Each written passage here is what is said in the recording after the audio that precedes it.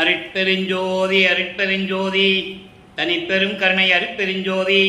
எல்லா உயிர்களும் இன்புற்று வாழ்க, வள்ளல் மலரடி வாழ்க வாழ்க, கொல்லா விரதம் குவளை எல்லாம் ஓங்குக, நல்லோர் நினைத்த நலம் பெறுக, நன்றி நினைத்த எல்லோரும் வாழ்க இசைந்து. உலக மக்களே, அறிவார்ந்த அன்பர்களே, ஆண்மநேய ஒருமைப்பாடுடைய அன்பர்களே, அருட்பெருஞ்சோதி ஆண்டவருடைய திருவிளையாடலை பார்த்து கொண்டிருக்கிறோம். நான் ஏற்கனவே கூறியது போல இந்த பிரபஞ்சம் தோன்றிய காலத்திலிருந்தே அருட்பெருஞ்சோதி ஆண்டவர் எத்தனையோ திருவிளையாடல்களை செய்து கொண்டிருந்தார். கலியுகத்தினுடைய கடைசி திருவிளையாடல், கலியுகம் 1900 ஆண்டுகளிலே முடிவடைந்து விட்டது. 1823 ஆண்டு அருட்பெருஞ்சாண்டவர் தன்னுடைய திருவிளையாடலை தொடங்கி கடைசி திருவிளையாடல். இனிமேல் திருவிளையாடலே கிடையாது. எல்லாமே இந்த பிரபஞ்சத்தை இயக்குவது வள்ளல் பெருமானவர்கள் தான், திருவிளையாடலே கிடையாது. அப்போது கடைசி திருவிளையாடல் 1823 ஆண்டு தொடங்கி 30/1/1874 ஆண்டு வரை 51 ஆண்டுகள் அருட்பெருஞ்சாண்டவருடைய திருவிளையாடல் தொடர்ந்து நடந்து கொண்டிருந்தது. காரணம், சமயங்களும் மதங்களும் மார்க்கங்களும் உருவாகி 4 யுகங்களிலுமே, 4 யுகங்களும், கிரேத யுகம், திரேத யுகம், துவாபர யுகம், கலியுகம், 4 யுகங்களிலுமே சமயங்களையும் மார்க்கங்களையும் உருவாக்கி இந்த சமய தலைவர்கள், வைஷ்ணவ தலைவர்கள், சமய குறவர்கள், இப்படி ஒவ்வொரு சமயங்களுடைய தலைவர்களெல்லாம் சமயங்களை உருவாக்கி அதற்கேற்றபடி மார்க்கங்களை உருவாக்கி தங்களுடைய கர்த்தாக்களை உள்ளத்தில் என்னதான் படுதோ, எப்படியெல்லாம் நினைக்கிறாங்களோ அப்படியெல்லாம் உருவகப்படுத்தி அதற்கேற்றபடி ஆலயங்களை அமைத்து வழிபாட்டு முறைகளை அமைத்து வழிபாடு செய்து விட்டார்கள். இது காலங்காலமாக நடந்து கொண்டிருக்கிறது. இந்த யுகங்களுக்கும் இந்த சமயங்கள் மதங்கள் மார்க்கங்களுக்கும் ஆயுள் காலம் உண்டு. அந்த ஆயுள் காலம் முடிந்தவுடனே எல்லாமே செயலற்று விடும், எல்லாமே செயலற்று போய்விடும். அப்போ இந்த உலக மக்களுக்கென்று ஒரு ஆன்மீக மார்க்கம் வேண்டும். அந்த ஆன்மீக மார்க்கம் சுத்த சன்மார்க்கமாக இருக்க வேண்டும். சமரசமாக எல்லோரும் வாழ வேண்டும்.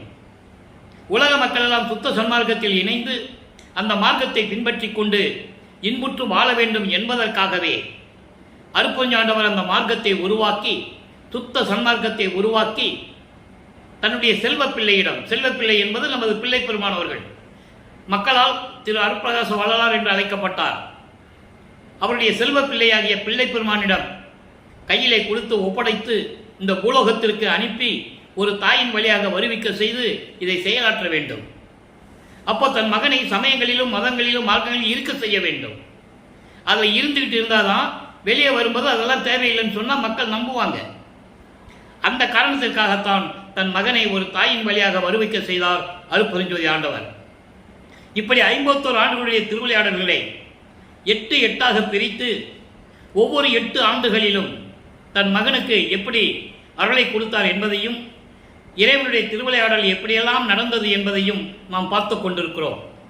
திருவெட்பாவில் இருந்து கதை அல்ல, கற்பனை அல்ல. திருவெட்பாவில் ஒவ்வொரு திருமுறையிலிருந்தும், ஒவ்வொரு பதிகத்திலிருந்து, ஒவ்வொரு பாடல்களிலிருந்தும் அந்த விளக்கத்தை நாம் பார்த்து கொண்டிருக்கிறோம். இதுவரையில் 113 பாடல்களை பார்த்திருக்கிறோம். திருவருள் முறையீடு வல்லப்பமானவர்கள் அறிவிக்க உற்று 8 ஆண்டுகள் வரையிலும், முதல் 8 ஆண்டுகள் வரையிலும் எந்த விதமான அருளும் இறைவனிடமிருந்து கிடைக்கவில்லை. இறைவனும் வந்து தன் மகனை ஆட்கொள்ளவில்லை. பூலோகத்திற்கு வருவிக்க செய்யும் போது ஒரு தாயின் கருவறையிலே நமது பிள்ளை பெருமானவர்கள் குழந்தை இறைவனாக இருக்கும்போது அங்கே போய் திருவிளையாடல் செய்தார். ஒளி காட்டியது, மகன் இருட்டாக இருக்கிறதே என்று நினைக்கும் போது ஒளி காட்டியது, வெளிச்சம் காட்டியது, பசி என்று சொல்லும்போது அருளமுதம் ஊட்டியது, காற்றே இல்லையே உடம்பு புழுக்கமாக இருக்கிறது என்று தந்தையிடம் கூறும்போது அருட்பெருஞ்சாண்டவர் அங்கே தென்றல் காற்று வீசியது. எல்லாம் கருவறையிலே நடக்குது. அதன் பிறகு வருவிக்கு விட்ட பிறகு தன் மகனுக்கு மறைப்பு நிலையை உருவாக்குகிறார். அங்கே நடந்தது எதுவும் தெரியாது, மறைப்பு நிலையை கொடுத்துட்டாரு. அது எப்போ மறைப்பு நீக்கிறார்ன்றது நம்ம பார்க்க போகிறோம், இன்னைக்கும் பார்க்க போகிறோம். எப்படியெல்லாம் அதை மறைப்பு நீக்கிறாருன்னு இன்னைக்கு பாடலில் சொல்கிறாரு, அதை நம்ம பார்க்க போகிறோம். ஆக 8 ஆண்டுகள் வரைக்கும் அவர் எந்த நிலையில் இருந்தார் என்பதை, அவருடைய மனவேதனை எப்படி இருந்திருக்கும் என்பதை நீங்கள் புரிந்து கொள்ள வேண்டும்.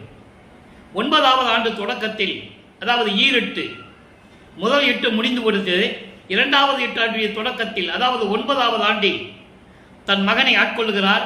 மகன் முன் தோன்றி, மகனே நீ என் மகன், நீ என்னால் வருவிக்க உற்றவன், என்னுடைய செல்வ பிள்ளை, நீ உனக்கு செல்வப்பிள்ளை என்று நான் பெயரிட்டு வளர்த்து கொண்டிருந்தேன். பூலோகத்திற்கு உன்னை வருவிக்க செய்திருக்கிறேன். எதற்காக வருவிக்க செய்தேன் என்பதை போக போக, அதாவது முன்பருவம் பின்பருவம் காட்டி உனக்கு அருள்வேன் என்று சொல்லி மறைந்து விட்டார். அதன் பிறகு நமது பிள்ளை பெருமானவர்களுக்கு மறைப்பு நிலை ஏற்படுகிறது. இதுக்கு முன்னால் என்ன நடந்ததுன்னு அவருக்கு தெரியாது. மறைப்பு நிலை ஏற்படுகிறது. அதன் பிறகு ஞானம் பிறக்கிறது. அவருக்கு இறைவன் ஆட்கொண்ட பிறகு ஞானம் கிடைத்து விடுகிறது. பாடல் பாடுகின்றது. பாடல் எப்படி பாடுறது, இலக்கணம் இலக்கிய நயத்தோட இதெல்லாம் அவருக்கு ஆட்டோமேட்டிக்காக கிடைச்சிருச்சு. இறைவன் ஆட்கொண்ட பிறகு நிரந்தரமாக கிடைச்சிருச்சு. அது ஞானம் மட்டும்தான் கிடைக்குது. மெஞ்ஞானம் எப்போ கிடைக்குதுன்றது இன்னைக்கு நம்ம பார்க்க போகிறோம். நல்லா நீங்கள் ஞாபகத்தில் வச்சுக்கணும். முதல்ல ஞானம் மட்டும் கிடைக்குது. அதை வைத்துக்கொண்டு பாடல்கள் பாடுகின்ற ஆற்றல் கிடைக்கிறது. இறைவனை பற்றி பாடுவதனால் ஆற்றல் கிடைக்கிறது. அதுக்கு பிறகு 9வது ஆண்டிலிருந்து 12 ஆண்டுகளுக்குள் திருவருள் முறையீடு என்ற பதிகம் உருவாகிறது. மொத்தம் 232 பாடல்களை கொண்டது. ஒவ்வொரு பாடலிலும் எப்படி இறைவனை வேண்டுகிறார், முறையீடு செய்கிறார், தன்னுடைய நிலையை எப்படி இறைவனிடம் கூறுகிறார், அந்த விளக்கத்தை நாம் பார்த்து கொண்டிருக்கிறோம். இன்று 114வது பாடல், 1ஆம் திருமுறை, பதிகம் 6, திருவருள் முறையீடு, 114வது பாடல். பாடலை நல்லா கவனிங்க. பாடல் உங்களுக்கு புரியாட்டம் கூட இறைவன் கொடுக்கிற விளக்கம் ரொம்ப எளிமையாக இருக்கும். அல் உண்ட கண்டத்து அரசே, நின் சீர்த்தி அமுது உண்டோர் கொல் உண்ட தேவர்தம் கோல் உண்ட சீரென்னும் கூழ் உண்பாரோ, சொல் உண்ட வாயினர் புல் உண்பாரோ, இன்சுவை கண்டு எனும் இன்சவை கண்டு எனும் கல் உண்டே பேர் கருங்கல் உண்பாரோ இக்கடலிடத்தே. இது பாடல். நல்லா கவனிக்கணும். இப்போ சமயங்களும் மதங்களும் மார்க்கங்களும் சூழ்ந்திருந்த காலகட்டங்களில் வல்லப்பெருமான் வருவிக்க உற்றார். அப்போ இவர் அப்படிதான் சொல்லணும் இறைவனை. அப்போ சைவ சமய தலைவனாகிய சிவபெருமானை இறைவன் என்று சொன்னார்கள். சிவபெருமான் மட்டும் சொல்லவில்லை, பல பெயர்களை அழைத்துக் கொண்டிருந்தார்கள் ஒவ்வொரு இடத்திற்கு தக்கபடி. சிதம்பரத்திலே நடராஜன் என்று சொன்னார்கள், திருவொற்றியூரிலே தியாகராஜ பெருமான் என்று சொன்னார்கள், மதுரையிலே சொக்கநாதன் என்று சொன்னார்கள். இப்படி ஒவ்வொரு இடத்துக்கும் அவர் எழுந்தருளி திருவிளையாடல் செய்த இடங்களை பெயரிட்டுக் கொண்டிருந்தார்கள். இவரும் அப்படிதான் சொல்லிக்கிட்டு இருக்காரு. சொல்லிதான் ஆகணும், காலத்தின் கட்டாயம். இப்ப அருப்பறிஞ்சுவதுன்னு அவருக்கு தெரியாது, மறைப்பு நிலை இருக்கிறது. நல்லா புரிஞ்சுக்கணும் நீங்க. மறைப்பு நிலை இருக்கிறது, அவருக்கு தெரியாது. சுத்த சன்மார்க்கம் இருக்கிறது, அவருக்கு தெரியாது. அப்போ சமயங்களும் மதங்களும் மார்க்கங்களும் சூழ்ந்திருந்த காலகட்டங்களில் அதற்கு சொல்லப்பட்ட நெறிகளை பின்பற்றி கொண்டு சங்கற்ப விகற்பங்கள், அதாவது குறியீடுகள், திருநூல் பூசுவது, கழுத்தில் உத்திராட்ச மணியை மாட்டிக்குவது, கடுக்கான் இட்டு கொண்டு சொல்வது, ஊதுவத்தி கொளுத்தி இறைவனை வேண்டுவது, கற்பூரம் ஏற்றி வேண்டுவது, பூ போட்டு வேண்டுவது, இதெல்லாம் நடந்துகிட்டு இருக்கு. இவரும் அதை செஞ்சுட்டு இருக்காரு. இருந்துதான் ஆகணும். ஏன்னா பின்னால சுத்த சன்மகம் பெற்ற போகும்போது இது பொய்ன்னு சொல்லணும், இது இறைவனுக்கு தேவையில்லை என்ற நிலையை சொல்லணும். அதை இன்னைக்கு நம்ம பார்க்க போறோம். நல்லா கவனிச்சுட்டு இருக்கணும். இப்போ இந்த பாடல் பாடியாச்சு. இப்போ இந்த பாடலுடைய விளக்கம் பாருங்க. அல் உண்ட கண்டத்தரசே. அல் உண்ட என்பது, அல் என்பது கொடிய விஷம். நான் ஏற்கனவே கூறியது போல பார்க்கடலை கடையும் போது தேவர்கள் அரக்கர்களால் துன்பப்பட்டு கொண்டிருக்கிறார்கள். அதற்கு இந்த அமுதத்தை உண்டு விட்டால் அந்த துன்பங்கள், அந்த அரக்கருடைய தாக்குதல் குறையும். அதற்காகவே பார்க்கடலை கடைகிறார்கள். ஒரு அரக்கனை பாம்பாக வைத்து மத்தாக வைத்து கடைந்து கொண்டிருக்கிறார்கள். அமுதம் வருகிறது. அமுதத்தில் அந்த பாம்பு விஷம் கக்குகிறது. அந்த விஷம் இருந்த அமுதத்தை என்ன செய்வதென்று தெரியாமல் விழித்துக் கொண்டிருக்கும் போது, தேவர்கள் எல்லாம் கவலைப்பட்டு கொண்டிருக்கும் போது சிவபெருமான் அந்த அமுதத்தை உண்டு கழுத்திலே நிறுத்திக் கொள்கிறார். அதான் அல் உண்ட கண்டத்தரசே, நின் சீர்த்தி அமுது உண்டோர். உன்னுடைய பெருமை வாய்ந்த அமுது உண்டவர்கள் எப்படிப்பட்டவர்கள்? போர் செய்வதுதான் பெருமை என்று நினைத்து கொலை செய்யும் தேவர்கள் கூழ் உண்பார்களா? எப்படி கேட்கிறார் பாருங்க. அதான் சொல்வார் ஒரு படத்துல, போருக்குரியோர் மாலயன் போகி முதலியோர் என்று சொல்லுவார். பாடல் இருக்கு. எல்லாமே போர் குணம் கொண்டவர்கள், கொலை செய்தவர்கள், கொலை குற்றவாளிகள் என்று சொல்லுவார் ஒரு பாடலிலே. மகாதேவமாலிலே சொல்லுவார், நெடுமால் கடவுள் சமூகத்தோர்த்தம் 1000 பிள்ளைகளையும் பொறுத்து மாயை ஒழிய நேர் நின்ற கருணை வள்ளல் என்று மறைகள் ஓதுவது இங்கு உன்னைத்தான் அன்றே. அப்படி போர்க்குணம் கொண்டவர்கள் அவர்களை காப்பாற்றி விட்டாய். காப்பாற்றி விட்ட பிறகு போர்க்குணம் கொண்டு கொலை செய்யும் இந்த தேவர்கள் கூழ் உண்பார்களா? சொல் உண்ட வாயினர் புல் உண்பாரோ? இங்கே சொல் என்பது மருவி இருக்கிறது. அதாவது நெல் பயிர் விளைந்து அரிசி கொடுக்கிறது, அதை சமையல் பண்ணி நம்ம சாப்பாடுன்னு சாப்பிட்றோம். அதுக்கு பதிலாக புல்லை சாப்பிட முடியுமா? நல்லா கவனிக்கணும். அப்போ ஒரு செயல் நிகழ்ந்து கொண்டிருக்கிறது, காரண காரியம் நடந்து கொண்டிருக்கிறது. அதோடு மட்டுமல்ல, இன்சுவை கண்டனும் நல்ல அறுசுவை உணவுகளை கண்ணிலே காட்டிவிட்டு அதை பார்க்குறோம். அறுசுவை உணவுகளை பார்த்த பிறகு கல்லையாவது கருங்கல்லையாவது உண்பார்களா? இதுக்கு எதுக்கு சொல்றாங்கன்னு நீங்க புரிஞ்சுக்கணும். இப்படியெல்லாம் இந்த உலகத்தில் செயல்கள் நடந்து கொண்டிருக்கிறது. உன்னுடைய திருவிளையாடலும் நடந்து கொண்டிருக்கிறது. இந்த உலகத்தில் அமுதத்தை உண்டதனால்தான் தேவர்கள் உயிர் பிழைத்தார்கள். நல்ல கவனிக்கணும். கூழ் உண்டிருந்தால், கூழ் சாப்பிட்டு உயிர் பிழைத்திருக்க முடியாது. நீ அவர்களை காப்பாற்றினாய், உயிரினங்களை காப்பாற்றினாய், எல்லாரையும் காப்பாற்றி விட்டு திருவிளையாடல் செய்து கொண்டிருக்கின்ற இறைவனே, என்னை மட்டும் ஏன் தெருவில் விட்டு விட்டாய்? என் மீது ஏன் இரக்கம் காட்டவில்லை? விரைவில் வந்து எனக்கு அருள்வாயாக என்று சொல்லி இந்த பாடலை நமக்கு அருளி இருக்கிறார்கள். இப்படிப்பட்ட இறைவன், எப்படிப்பட்ட இறைவன்? உன்னுடைய திருவிளையாடல் நடந்து கொண்டிருக்கிறது, ஆனால் என்னை மட்டும் வருவிக்க செய்துவிட்டு அனாதையாக விட்டு சென்று விட்டாயே, விரைவில் வந்து எனக்கு அருள வேண்டும் என்று சொல்லி முறையீடு செய்கிறார். 9வது ஆண்டிலிருந்து 12 ஆண்டுகளுக்குள் வல்லற்பமானவர்கள் வருவிக்க ஒற்று 9வது ஆண்டிலிருந்து 12 ஆண்டுகளுக்குள் திருவருள் முறையீடு நடந்து கொண்டிருக்கிறது. 13வது ஆண்டு தொடங்குகிறது. 13வது ஆண்டு தொடங்குகிறது. இப்போ வல்லப்பமானவர்கள் 2வது எட்டில் இருந்து கொண்டிருக்கிறார். 16 ஆண்டுகளுக்குள் இருந்து கொண்டிருக்கிறார். அப்போ 13வது ஆண்டில் அவர் மனம் திருவொற்றியூர் செல்ல விரும்புகிறது. மனம் தூண்டுகிறது. இறைவன் தூண்டி விடுகிறார். தன் மகனுடைய உள்ளத்தை தூண்டி விடுகிறார். அவனை போ சொல்லு திருவொற்றியூருக்கு அப்படின்னு இவர் திருவொற்றியூர் செல்லுகிறார். முதலாக வல்லப்பமானவர்கள் 13வது ஆண்டில் திருவொற்றியூர் செல்லுகிறார். அங்கே போய் தியாகராஜன பெருமானை பார்த்து பாடி விண்ணப்பம் வைக்கிறார். இந்த பதியத்தெல்லாம் நம்ம பார்த்தோம். பதியத்தெல்லாம் பார்த்துட்டோம்.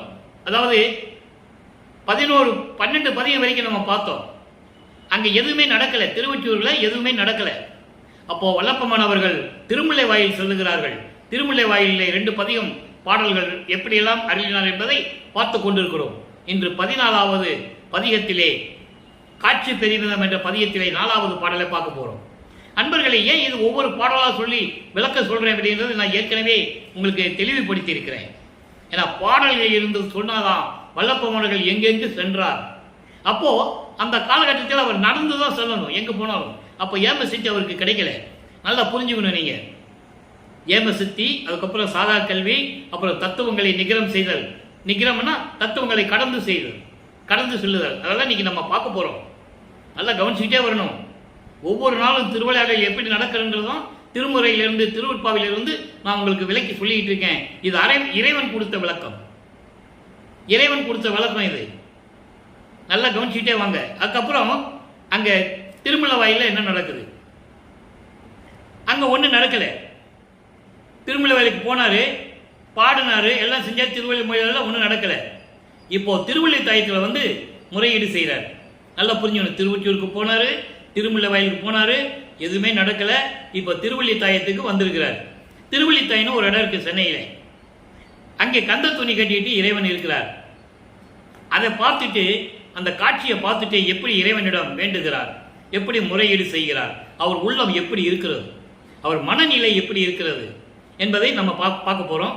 இங்கே 4வது பாடல் அந்த பதியத்தில், பண்ணுவாருக்கு அருளும் பரமேட்டியே, மண்ணும் மாமணியே, வள்ளி கேசனே, உன்ன 2 சொல்லி இன்னனா, உன்ன ஊ இன்ன உன்ன 2 சொல்லி இன்னனா, உன்ன நீ இங்கு உடுத்திய கந்தையை துண்ணுவார் இல்லையோ பரஞ்சோதியே அப்படின்னு இந்த பாடல். எளிமையான பாடல். இதை ஏன் உலக மக்களுக்கு தெரிவிக்கிறார் என்றால், திருவள்ளித்தாயத்தில் இருக்கின்ற இறைவன் எப்படிப்பட்ட இறைவன், இவர் போனதையும் உலக மக்கள் சொல்லணும். நான் அங்கேயும் போனேன் அப்படின்ற நிலையை உலக மக்களுக்கு சொல்லணும். அதுக்காக தான் இந்த பாடலை நாம் கருளி இருக்கிறார்கள். அதாவது பண்ணுவாருக்கு அருளும் பரமேட்டியே, பரசிவமே, அதாவது உன்னை வணங்கி பாடுவோர்களுக்கு, நெஞ்சம் நெகிழ்ந்து உணர்ந்து பாடுவோர்களுக்கு அருளக்கூடிய பரசிவனே,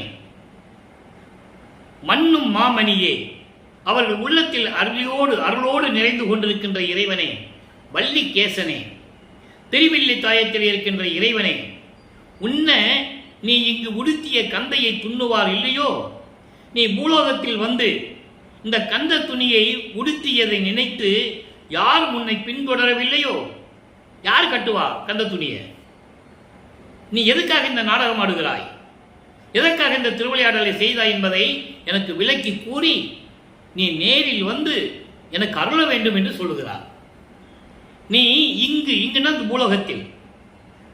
இந்த பூலோகத்தில் கந்த துணியை உடுத்தியதை நினைத்து யாரும் உன்னிடம் தொடரவில்லை. யாரும் பின்ன ஏன் இந்த திருவிளையாடலை செய்து கொண்டிருந்தாய்? இதை நீ எனக்கு உணர்த்த வேண்டும், நேரில் வர வேண்டும், நேரில் வந்து அருள் சொல்ல வேண்டும், அருள் செய்ய வேண்டும், அருள வேண்டும் என்று சொல்லி இறைவனை வழிபடுகிறார். இப்ப அங்கேயும் ஒன்றும் நடக்கல. இப்ப நிலைகள் மாறுகிறது. 16 ஆண்டுகள் வரைக்கும் ஒன்றும் நடக்கல. அது ஒவ்வொரு பாடல்ல இருந்து நம்ம பார்த்துட்டு இருக்கோம். இப்போ 3வது எட்டை அடியெடுத்து வைக்கிறார். 24 24 ஆண்டுகள் வரைக்கும் என்ன நடந்தது? இப்போ 16 ஆண்டு வரைக்கும் ஒன்றும் நடக்கலைன்றதை நம்ம பார்த்துட்டோம். இப்போ 17வது ஆண்டிலிருந்து 24 ஆண்டுகளுக்குள், இந்த 8 ஆண்டுகளுக்குள் என்ன நடந்தது? அதை திருவருட்பாவிலிருந்து ஒவ்வொரு திருமுறையிலிருந்து நம்ம பார்த்துட்டு இருக்கோம். இப்போ இது 3ஆம் திருமுறை. 3ஆம் திருமுறையில் ஏற்கனவே திருவொற்றியூருக்கு போய் எந்த விதமான ஒரு அருளையும் பெற முடியவில்லை. மன வருத்தப்பட்டு இறைவனிடம் விண்ணப்பம் வைத்துக் கொண்டிருக்கிறார் என்பதை ஒவ்வொரு பதியத்திலிருந்து நம்ம பார்த்துட்டோம். நாரையையும் கிளிகளையும் தூது அனுப்புவார். ஒவ்வொன்றிலும் 10 பாடல் ஒவ்வொரு பதியத்தில் இருக்கு. அதுலேயும் எந்த விதமான பதிலும் இல்லை. அதன் பிறகு இறைவன் எப்படியாவது திருவிழா வீதி வருவாரே, பவனி வருவாரே என்று சொல்லி தெருவில் நின்று கொண்டிருக்கிறார். எந்த விதமான பலனும் இல்லை. அதன் பிறகு புனரா விறகு பொருந்துரு வேட்கையின் இரங்கல் என்ற பதிகத்திலே கூறுகிறார். புனரா விறகு இரங்கல் மொத்தம் 30 பாடல்களை கொண்டது. இன்னைக்கு 23வது பாடலுடைய விளக்கத்தை பார்க்க போறோம். அதாவது நான் ஏற்கனவே கூறியது போல அந்த தலைப்பினுடைய விளக்கம் என்னவென்றால், தலைவி தலைவனை பார்க்க முடியாமல் ஏங்குகிறாள். காதலி காதலுடைய அன்பை பெற முடியாமல் இயங்குகிறாள். அந்த மன வருத்தத்தை ஒரு தோழியிடம் சொல்லுகிறாள். தலைவி தோழியிடம் சொல்லுகிறாள். தன்னை தலைவியாகவும் இறைவனை தலைவனாகவும் வர்ணனை செய்து, உள்ளத்தை தோழியாக வர்ணனை செய்து இந்த பாடலை நமக்கு அருளி இருக்கிறார்கள். காரணம், அவருடைய மனநிலையை, அவருடைய நிலையை உலக மக்களுக்கு தெரியப்படுத்த வேண்டும். அதை பாடல் மூலமாக தெரியப்படுத்துகிறார். நல்லா கவனிங்க. வாக்குக்கு அடங்கா புகழ் உடையார். முதல்ல இறைவனை போற்றுகிறார். வாக்குக்கு அடங்கா புகழ் உடையார் வல்லார் ஒற்றி மாநகரார். நோக்குக்கு அடங்கா அழகு உடையார் நோக்கி என்னை அணைந்திலரே. நல்லா கவனிக்கணும். நோக்கி என்னை அணைந்திலரே, இதுதான் நமக்கு ரொம்ப முக்கியம். நோக்கி என்னை அணைந்திலரே ஊக்கமிகும் ஆர் களி ஒளி என் உயிர் மேல் மால் தேற்று உற பொலிகான். தோழியிடம் சொல்லுகிறார். தேக்கம் குழலாய், தன்னுடைய தோழியை சொல்லுகிறார். தேக்கம் குழலாய் கரும நிறைந்த அழகான கூந்தலுடைய என் பெண்ணே, என் தோழியே, என்னடி நான் செய்வதொன்றும் தெரிந்திலனே, என்ன செய்தனே எனக்கு தெரியல, திகைத்துக் கொண்டிருக்கிறேன், தெருவிலே நின்று கொண்டிருக்கிறேன் என்று சொல்லுகிறார்.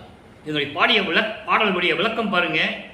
சொல்ல முடியாத அளவிற்கு புகழ் உடையவர் இறைவன், திருவொற்றியூரில் இருக்கின்ற தியாகராஜ பெருமான். சொல்ல முடியாத அளவிற்கு புகழை கொண்டவர், வல்லார் வலிமை மிக்கவர், அருள் வளமை உடையவர், ஒற்றி மாநகரார், திருவொற்றியூரில் இருக்கின்ற இறைவன். இப்போ 24 ஆண்டுகளுக்குள் இறைவன் அப்படிதான் சொல்லுவார். சமயங்களும் மதங்களும் மார்க்கங்களும் சூழ்ந்த நிலையில் இப்படிதான் அவர் சொல்லணும். அப்ப நிலைகள் மாறும்போது எப்படி சொல்லுகிறார் என்பதை இன்னைக்கு நம்ம பார்க்க போறோம். ஒற்றி மாநகரார், திருவொற்றியூரில் இருக்கின்ற இறைவன். நோக்குக்கு அடங்கா அழகு உடையார். நோக்குக்கு அடங்க பார்க்க முடியாத அளவிற்கு கண்கொள்ளா காட்சியில் அழகாக விளங்கி கொண்டிருக்கிறவர். அந்த அழகை கண்களாலே பார்க்க முடியாது, அந்த அளவுக்கு அழகுடையவர். நோக்கி என்னை அணைந்திலரே, என்னை நினைத்து இன்னும் என்னிடம் வந்து சேரவில்லையே. அப்போ திருவிளையாடல் நடந்து கொண்டிருக்கிறது. 24 ஆண்டுகள் வரையிலும் இறைவன் இன்னும் என்னை வந்து பார்க்கவில்லை, சேரவில்லை, அருளை கொடுக்கவில்லை என்பதை உலக மக்களுக்கு தெரிவிக்கிறார். தோழியிடம் சொல்லுவது போல, ஊக்கமிகுமார் களி ஒளி என் உயிர் மேல் மால் தேற்று உற பொலிகான். அளவிட முடியாத கொடிய துன்பமெல்லாம் என்னை சூழ்ந்து அளவிட முடியாத ஆர்ப்பரித்துக் கொண்டு, கடல் எப்படி ஆர்ப்பரிக்கும்?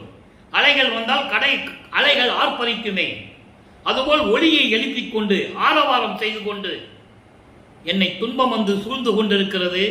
மாயைகளும் மயக்கங்களும் என்னை வாட்டி கொண்டிருக்கின்றன. மால்னா மாயைகள், மயக்கங்கள், எப்படி வேணா நம்ம சொல்லலாம். மயக்கங்களையும் மாயங்களையும் சேர்த்து கொண்டு என்னிடம் இருந்து கொண்டிருக்கிறது. நான் என்ன செய்வதென்றே தெரியவில்லை. இறைவன் வந்து என்னுடைய மாயைகளையும் மயக்கத்திலையும் நீக்கவில்லை, என்னுடைய காம இன்பங்களையும் அவர் அளிக்கவில்லை, எதுவுமே கொடுக்கவில்லை, துன்பங்களையும் நீக்கவில்லை. தோழியே, நான் என்ன செய்வதென்று தெரியாமல் திகைத்துக் கொண்டிருக்கிறேன் என்று சொல்லுகிறார். அப்போ இதுதான் உலக மக்களுக்கு அவர் தெரிவிப்பது. உலக மக்களே, நான் இறைவனால் ஒரு தாயின் வழியாக இந்த பூலோகத்திற்கு வருவிக்க உற்று 24 ஆண்டுகள் வரையிலும் எந்த விதமான அருளையும் பெற முடியவில்லை. இறைவன் வந்து எனக்கு அருளை கொடுக்கவில்லை. திருவொற்றியூர் சென்றேன், பலன் இல்லை. திருமலை வாயில் சென்று இறைவனை முறையிட்டேன், பலன் இல்லை. ஒருவேளை திருவள்ளித்தாயத்துக்கு சென்றால் அருள் கிடைக்குமோ என்று திருவள்ளித்தாயத்துக்கும் சென்றேன், பலன் இல்லை.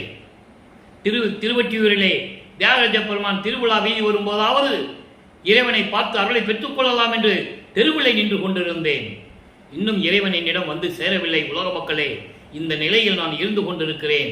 இறைவனால் வருவிக்க உற்றவன் என்ற நிலை தெரிந்தும் கூட எந்த விதமான அருளை பெற முடியவில்லை என்று அவர் மனம் வேதனை அடைந்து பல துன்பங்களை சுமந்து கொண்டு ஏளன பேச்சுகளையும் கேலியும் கிண்டல்களையும் தாங்கிக் கொண்டு அவர் இருந்து கொண்டிருக்கிறார் நமது பிள்ளை பெருமானவர்கள்.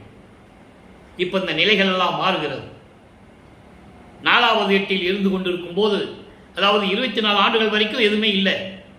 25வது ஆண்டு தொடக்கத்தில் இருந்து 32 ஆண்டுகளுக்குள், அந்த 8 ஆண்டுகளுக்குள் எப்படியெல்லாம் இறைவன் வந்து தன் மகனை ஆட்கொண்டு அருளை கொடுக்கிறார் என்பதை நாம் பார்த்துக் கொண்டிருக்கிறோம். இதிலேதான் அவர் ஏம சித்தியை பெற்றது.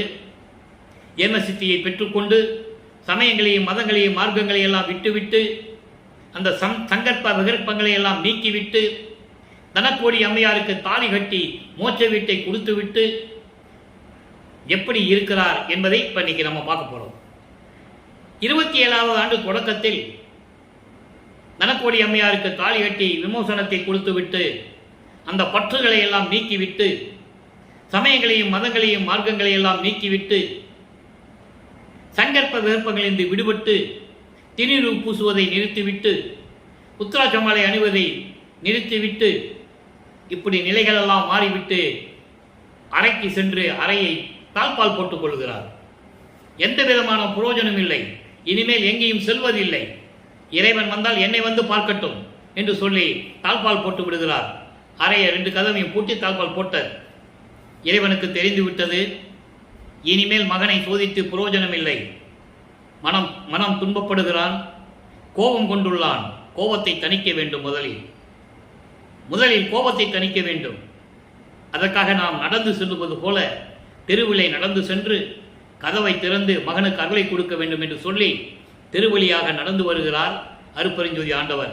இப்பவும் அருட்பெருஞ்சோதி ஆண்டவர் சொல்ல மாட்டாரு, ஆனால் அவருக்கு தெரியும் அருட்பெருஞ்சோதி ஆண்டவர் தான் இறைவன் அவருக்கு தெரியும், அவர் தான் அவருடைய தந்தைன்னு தெரியும். இப்ப நடந்து வந்துட்டு இருக்காரு பாருங்க. அருட்பிரகாச மாலை 39வது பாடல், 4ஆம் திருமுறை, பதிகம் 2, அருட்பிரகாச மாலை. மொத்தம் 100 பாடல்களை கொண்டது. ஒவ்வொரு பாடலும் அவ்வளவு இனிமையாக இருக்கும். பிரபஞ்சத்தின் உண்மையை சொல்லக்கூடிய பாடல்கள், இறைவனுடைய திருவிளையாடலை எடுத்து சொல்லக்கூடிய பாடல்கள், வல்லப்பெருமானுடைய நிலைகளை எப்படியெல்லாம் அதிலே கூறியிருக்கிறார் என்பதை தெரிந்து கொள்ள வேண்டிய பாடல்கள். கருணை வடிவாய் அடியார் உள்ளகத்தை அமர்ந்த கழலடிகள். கழலடிகள் என்பது திருவடிகள். அப்படிப்பட்ட திருவடிகள், கருணை வடிவமாக இருக்கின்ற இறைவன். கருணை வடிவம் சொல்லிட்டாரா? அருப்பெருஞ்சோதியை சொல்றாரு, வெளிப்படையா சொல்லலை, சூட்சமாக சொல்லிக்கிட்டு இருக்காரு. நல்லா புரிஞ்சுக்கணும். இன்னும் சுத்த சன்மார்க்கம் வாங்கல, சுத்த சன்மார்க்கம் இருக்கிறது அவருக்கு தெரியும். அப்பா கிட்ட இருந்து வாங்க போறேன்னு தெரியும். இப்ப நிலையை பார்க்க போறோம் பாருங்க. கருணை வடிவாய் அடியார் உள்ளகத்தை அமர்ந்த அந்த கழலடிகள், அப்படிப்பட்ட திருவடிகள் வருந்தியிட கால் வலிக்க கங்குலிலே நடந்து, கங்குலி என்பது இரவு, இரவிலே நடந்து வந்து மருள் நிறையும் சிறியேன், அதாவது மாயைகளையும் மயக்கங்களையும் சுமந்து கொண்டிருக்கின்ற நான், அவரை சிறியேன் என்று சொல்கிறார், தன்னை தாழ்த்திக் கொள்கிறார், சின்னவன் என்று சொல்லுகிறார். அப்படிப்பட்ட நான் இருக்கும் இடத்தை அடைந்து மணிக்கதவம் திறப்பித்து, அழகான தெருக்கதவை திறப்பித்து, இவர் திறக்கல, நல்லா புரிஞ்சுக்கணும் நீங்க. மணிக்கதவம் திறப்பித்து இதனை இங்கே வாங்கு என என் கரத்தே. இதனை என்பது ஒரு அருள் கொடையை கொடுக்கிறார் மகன்கிட்ட. கதவை திறந்து இதனை நீ வாங்கிக்கப்பான்னு சொல்லி கையில கொடுத்து பொருந்த அளித்து கையிலே கொடுத்து அருளிய நின் பொன் அருள் என் என்பேன். அப்படிப்பட்ட உயர்ந்த பொன்னான அருளை நான் என்னவென்று சொல்லுவேன். ஆக இறைவன் நடந்து வராரு, தெருவில் நடந்து வராரு. வந்து பார்த்தா கதவு பூட்டி இருக்கு, உள்ள தாழ்பால் போட்டி இருக்குன்னு அவருக்கு தெரியும். இறைவனுக்கு தெரியல, தாப்பா போட்டிருக்கு. மகன் கடும் கோபத்தில் இருக்கிறான். அவனை சமாதானப்படுத்துன்னு சொல்லி இவர் அருளாலே அந்த கதவை திறப்பித்து, இறைவனை கதவை திறக்கிறாரு. கதவை திறப்பித்து உள்ள வந்து மகனை அழைத்து, வா மகனை என்று சொல்லி இந்த அருள் கொடையை வச்சுக்கோ என்று சொல்லி கொடுத்து விட்டு மறைந்து விடுகிறார். அது என்ன அருள் கொடை என்பதை இப்ப நம்ம பார்க்க போறோம். அப்படி அருள் நிறையும் பெருங்கடலே, அம்பலத்தில் பரமம் ஆனந்த உருவாகி நடமாடுகின்ற அரசே, திருச்சிற்றம்பலத்திலே திருவிளையாடல் செய்து கொண்டு அருள் நடனம் செய்து கொண்டு பிரபஞ்சத்தை இயக்கிக் கொண்டிருக்கின்ற இறைவனை சொல்லி இந்த பாடலை நமக்கு அருளியிருக்கிறார்கள். இப்போ 32 ஆண்டுகளுக்குள் இந்த நிலை நடந்து விட்டது. நமது பிள்ளை பெருமானர்கள் வருவிக்க விட்டு 24 ஆண்டுகள் வரையிலும் அவர் பட்ட துன்பங்களையும் துயரங்களையும் மன வருத்தத்தையும் கூறிவிட்டார். அதன் பிறகு இறைவன் இவரை தேடி வந்து கதவை திறந்து அருள் கொடையை கொடுக்கிறார் என்பதையும் கூறிவிட்டார். இப்போ அருள் விளக்கம் மாலை 6ஆம் திருமுறை எப்படி, நல்ல கவனிங்க. அருமையான பாடல் அருள் விளக்க மாலை 48வது பாடல். இந்த மறைப்பு நிலை இருந்ததில்லை, அந்த மறைப்பு நிலை இருக்கும்போது, சென்னையில் இருக்கும்போது நடந்ததை அப்ப அவர் சொல்லலை. நல்லா கவனிக்கணும். வல்லப்பமானவர்கள் இப்போது 33வது ஆண்டு தொடக்கத்தில் இருக்கிறார். அதாவது 5வது எட்டில், ஐயட்ட 40, 33ஆம் ஆண்டிலிருந்து 40 ஆண்டுகளுக்குள் 41 ஆண்டுகளுக்குள் என்ன நடந்தது என்பதை இங்கு கூறுகிறார். எப்போ மறைப்பு நிலை இருக்கும்போது சென்னையிலே நடந்ததை அருள் விளக்க மாலையிலே குறிப்பிடுகிறார். காரணம், அந்த நிலையை உலக மக்களுக்கு தெரியப்படுத்த வேண்டும். அப்போ எனக்கு அது தெரியாது, இதெல்லாம் நடந்தது, அது இறைவனுடைய திருவிளையாடல் எனக்கு தெரியாது சொல்லுவாரு. திருவிளையாடல் அப்ப நடந்ததுன்னு எனக்கு தெரியாது, இப்போ தெரியும், அதனால நான் சொல்றேன் அப்படின்னு சொல்றாரு. இப்போ சுத்த சன்மார்க்கத்தை வாங்குறதுக்கு அங்கே சுத்த சிவஞான வழிக்கு போறாரு. அங்கே சத்தியஞான சபையிலே அங்கே இருக்கிற சத்தியஞான சபை விளக்கலாம் நம்ம பார்த்துட்டோம். இன்னைக்கு புதுசாக பார்க்குற இந்த பதிவு பார்க்குறவங்களுக்கு அந்த விளக்கத்தினுடைய சுருக்கத்தை சொல்கிறேன். தினமும் பார்க்குறவங்களுக்கு விளக்கம் தெரியும். அப்போ அங்கே பொற்சபை சிற்றபையோட சத்தியஞான சபை இருக்குது. அதை தான் இங்கே கொண்டு வந்து நிறுவனார் வடலூரில். அந்த திருவிளையாடலை நம்ம பின்னால் பார்க்க போகிறோம். அது பின்னால் பார்க்க போகிறோம். அந்த விளக்கத்தை மட்டும் மனசில் ஞாபகம் வச்சுக்கோங்க. அப்போ மகன் போகிறார், தத்துவங்களை கடந்து சென்று கொண்டிருக்கிறார். ஒரு இடத்துல அவர் போக முடியல, தயங்கிட்டு நிற்கிறாரு. அருப்பஞ்சாண்டவர் தெரிஞ்சு போச்சு, மகன் தயங்கிட்டு நிற்கிறான் அப்படின்னு இவர் போய் மகனை வரவேற்கிறார். கை கொடுத்து தூக்கி சென்று அங்கே வரவேற்கிறார். போய் அந்த சத்தியஞான சபை நடுவிலே இருக்கின்ற சிம்மாசனத்தை அமர வைக்கிறார். அமர வைத்து விட்டு உட்கார வைத்து விட்டு அங்கே பிரகடனப்படுத்துகிறார். இவன் என் மகன் செல்வப்பிள்ளை, வருகின்ற காலங்களில் இந்த பிரபஞ்சத்தை இயக்கப் போகின்ற இறைவன் என்று பிரகடனப்படுத்துகிறார். பாடலிலே உண்டு, கற்பனை அல்ல, கதை அல்ல. பிரம்மனும் திருமாலும் போன்ற பத தலைவர்கள் எல்லாம் அங்கு உட்கார்ந்து கொண்டிருக்கிறார்கள். நமது பிள்ளை பெருமானவர்களை வாழ்த்தி வணங்குகிறார்கள். எங்களை எல்லாம் ஆளப்போகும் அருள் கடலே என்று சொல்லி வாழ்த்தி வணங்குகிறார்கள். அந்த நிலையெல்லாம் முடிந்த பிறகு, சுத்த சன்மார்க்கத்தை பெற்ற பிறகு, சரி மகனை நீ பூலோகத்திற்கு சென்று விடு, அங்கே சந்திக்கலாம், இன்னும் ஆண்டுகள் இருக்கிறது என்று சொல்லி மகனை அனுப்பி விடுகிறார். இவர் பூலோகத்துக்கு வருகிறார். வந்து அவர் ஏற்கனவே கருங்குழியிலே தங்கி இருக்கிறார். கருங்குழி என்ற கிராமத்திலே இருக்கிறார். இப்போ அருள் விளக்க மாலையிலே இறைவனை வர வேண்டும் என்று சொல்லுகிறார். அதன் பிறகு எப்படி இறைவன் திருவழியாக நடந்து வந்தார் என்பதையும், அங்கே தந்தையும் மகனும் எப்படியெல்லாம் உரையாடல் செய்தார்கள் என்பதையும் இப்போ இன்னைக்கு நம்ம பார்க்க போகிறோம். நல்லா கவனிங்க. இருள் இரவில் ஒரு மூளை திண்ணையில் நான் பசித்தே இலக்குடனே படுத்திருக்க என்னை தேடி வந்தே பொருள் உணவு கொடுத்து உண்ண செய்வித்த பசியை போக்கி அருள் புரிந்த எந்தன் புண்ணிய நற்றுணையே. இது பாடல். இந்த 4 வரியும் ஏற்கனவே திருவொற்றியூரில் நடக்குது. அப்போ அவர் 32 ஆண்டுகளுக்குள் அது சொல்ல முடியாது. எந்த பாடலையும் இருக்காது. 1ஆம் திருமுறையிலிருந்து 4ஆம் திருமுறை வரைக்கும் எந்த பாடலிலுமே இந்த மாதிரி இருக்காது. ஆக சுத்த சரணாகத்தை பெற்ற பிறகு அந்த மறைப்பு நிலை நீங்குகிறது. நீங்கின உடனே அங்க நடந்தது இவருக்கு தெரிஞ்சிருச்சு. அப்போ இவருக்கு மெஞ்ஞானம் கிடைச்சிருச்சு. முதல்ல ஞானம் மட்டும்தான் இருந்தது. மெஞ்ஞானம் கிடைச்ச உடனே முக்காலத்தையும் உணர முடியும். அப்ப சொல்றார், நான் திருவொற்றியூரிலே ஒரு நாள் இரவில் ஒரு திண்ணையிலே பசியோடு வருத்தத்தோடு அங்கே நான் படுத்திருந்த போது பொருள் உணவு கொடுத்து, ஏதோ ஒரு பொருள் உணவு, பசியை நீக்கக்கூடிய ஒரு உணவு தருகிறார். அது உலகியல் விளக்கத்திலே பல விதமாக சொல்லுவார்கள். பொங்கல் என்று சொல்லுவார்கள், ஏதோ ஒரு உணவு என்று சொல்லுவார்கள். இவர் பொருள் உணவு கொடுத்து ஏதோ ஒன்று இறைவன் கையால் கொடுக்கும்போது அது அமுதம் தான். நல்லா புரிஞ்சுக்கணும். நீங்க இறைவன் கையால் கொடுக்கிறாரு, அவரே கொடுக்கிறாரு, உண்ண செய்வித்து அவரே ஊட்டுகிறார்.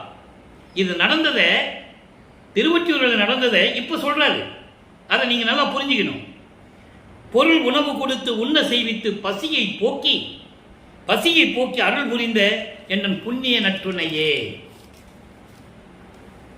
அடுத்து சொல்றார் பாருங்க. இப்போ இங்க சொல்றாரு, சுத்த சரணாகத்தை பெற்ற பிறகு என்ன சொல்றாரு? அங்க திருவொற்றியூரில் நடந்தது சொல்லிட்டாரு. அப்ப எனக்கு பொருள் உணவு கொடுத்து என் பசியை நீக்கிய நற்றுணையேன்னு சொல்லிட்டாரு. அப்ப அங்க உணவு கொடுத்தது இறைவனும் சொல்லிட்டாரு. நல்லா புரிஞ்சுக்கணும். நீங்க மறைப்பு நிலையில் இருக்கிறாரு. அதனால வந்தது யாருன்னு அவருக்கு தெரியாது. அப்போ இப்போ தெரியுது. அங்க அன்னைக்கு வந்தது இறைவன் இப்போ தெரியுது அவருக்கு. அதனால சொல்றாரு, மருள் இரவு நீக்கி. மருள் என்பது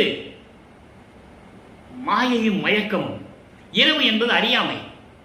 மாயைகளும் மயக்கங்களும் அறியாமையும் இவற்றையெல்லாம் நீக்கி எப்போ சுத்த சரணாகத்தை பெற்ற பிறகு எல்லா வாழ்வும் எனக்கு அருளி. மொத்தமா சொல்லிட்டாரு. டோட்டலா எல்லா வாழ்வும் எனக்கு அருளி மணிமேடை நடு இருக்க சொல்லிட்டாரா? சுத்த சரணாகத்தை வாங்க மேல போனார்ல, அங்க மணிமேடை என்பது சுத்த சிவஞான வெளியில் இருக்கின்ற அந்த சக்தி ஞான சபையில் இருக்கிற அந்த இருக்கை. அந்த மணிமேடை நடுவிலே இருக்கிறது. இருக்க வைத்த ஒரு மணியை என்னை அங்கே அமர வைத்து, அங்கே வானுலகத்திலே என்னை அமர வைத்து, சுத்த சிவஞான வெளியிலே அமர வைத்து, ஒரு இருக்கையிலே அமர வைத்து, எனக்கு எல்லார் முன்னாலேயும் அந்த கௌரவத்தை கொடுத்த ஒரு மணியே. அப்படிப்பட்ட மணி போன்ற இறைவனே. அடுத்து சொல்றார் பாருங்க, அருள் உணவும் அளித்து. அன்னைக்கு கொடுத்தது அது வேறு. இன்னைக்கு அது பிறகு வேறு சாப்பிடல. முன்னால சாப்பிட்டதில் அமுதமாயிற்றுன்னு சொல்லுவார். அது தத்துவ சித்தி. நான் ஏற்கனவே பல முறை கூறியிருக்கிறேன், வல்லப்பமானவருக்கு தத்துவ சித்தி உண்டு. மறைப்பு நிலையில் இருக்கும்போது அவர் உண்ட உணவெல்லாம் அமுதமாயிற்று, அவருக்கு தெரியாமலேயே. அது பின்னால் சொல்லுவாரு. அந்த பாடல் இருக்குது, ஏற்கனவே விளக்கம் கொடுத்திருக்கேன். அப்போ அருள் அமுதமும் கொடுத்து என்னை ஆட்கொண்ட சிவமே என்பது இங்கே சிவன் அல்ல. சிவன் வேறு, சிவம் வேறு. சிவன் சைவ சமயத்தின் தலைவன். சிவம் அருப்பெருஞ்சோதி ஆண்டவர். சமயங்களையும் மதங்களையும் மார்க்கங்களையும் கடந்தவர். அகவலிலே நீங்க படிச்சிருப்பீங்க. அருப்பெருஞ்சோதி அகவல்ல, சாதியும் மதமும் சமயமும் பொய்யென ஆதியில் உணர்த்திய அருப்பெருஞ்சோதி. சாதியும் மதமும் சமயமும் காணா ஆதி அனாதையாம் அருப்பெருஞ்சோதி. அவன்தான் சிவம், அதான் அருப்பெருஞ்சோதி. அம்பலத்து என் அரசே, என் அலங்கள் அணிந்து அருளே. நான் சொல்லுகின்ற இந்த விண்ணப்பங்களையும் முறையீடுகளையும் பாடல்களையும் நீ ஏற்றுக்கொண்டு எனக்கு அருள வேண்டும் என்று சொல்லுகிறார். மகனுடைய விண்ணப்பத்தை கேட்டு, முறையீடை கேட்டு மனமகிழ்ந்து இறைவன் சிவஞான வெளியிலிருந்து இங்கே வருகிறார், பூலோகத்துக்கு வருகிறார். பூலோகத்தை மகனை பார்க்கிறதுக்காக வருகிறார். எப்படிப்பட்ட இறைவன் என்று சொல்லுகிறார். இறை திருக்காட்சி. நல்ல கவனிங்க.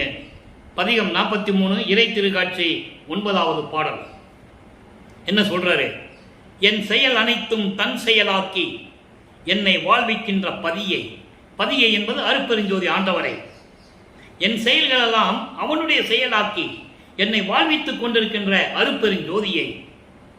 பொன் செயல் வகையை உணர்த்தி. நல்லா கவனிக்கணும். பொன் செயல் வகையை உணர்த்தி. பொன் செயல் வகை என்பது பொன் செய்கின்ற வித்தை. அது ஏமசித்தியிலே அடங்கியிருக்கு.